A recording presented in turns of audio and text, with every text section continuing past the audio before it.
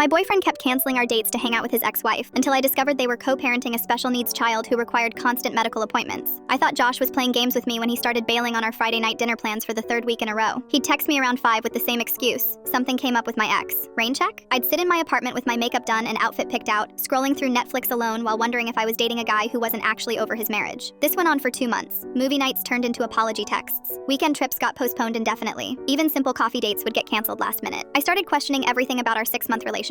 My sister kept telling me to dump him, that no man cancels this much unless he's running back to his ex-wife. The breaking point came on my birthday. Josh had promised to take me to this fancy steakhouse downtown that I'd been dying to try. I bought a new dress, got my nails done, even took the afternoon off work to get ready. At 4:30, my phone buzzed with his contact photo. Before I even answered, I already knew what was coming. Baby, I'm so sorry. There's an emergency with Emma and I have to take her to the hospital. Can we do dinner tomorrow instead? Emma was his ex-wife and I'd heard her name way too many times over the past few months. I completely lost it. Told him if he walked out on my birthday dinner, we were done. He went quiet for a long moment, then said something that made my stomach drop. There's something I should have told you earlier, but Emma made me promise not to talk about it. Our daughter Mia has severe autism and epilepsy. She's only 8 years old, and she has seizures almost daily. Today was a bad one. I felt like such a complete monster. Here I was throwing a tantrum about missing dinner while his little girl was having medical emergencies. Josh explained that Mia needed constant supervision and frequent hospital visits. Emma couldn't handle it alone anymore since Mia's condition was getting worse. The divorce happened because the stress of caring for a special needs child destroyed their marriage, but they still had to work together for Mia's sake. Every date night with his ex was actually a therapy session, doctor appointment, or emergency room visit. I asked why he never mentioned having a daughter before. Josh got really emotional and said that most women run the moment they find out about Mia's disabilities. He'd been dumped twice in the past year when dates learned about his situation. He was terrified I'd leave too, so he kept making excuses instead of being honest. That night, instead of going to the fancy restaurant, I drove to the children's hospital downtown. Josh was sitting in the waiting room looking exhausted, still wearing his work clothes. When he saw me, he actually started crying, said he thought for sure I was coming to break up with him in person. I sat down next to him and held his hand while we waited for news about Mia's condition. The doctor said she'd be okay, just needed to adjust her medication levels. Around midnight, Josh finally introduced me to his daughter. She was tiny and pale, hooked up to all these monitors, but when she saw her dad, her whole face lit up.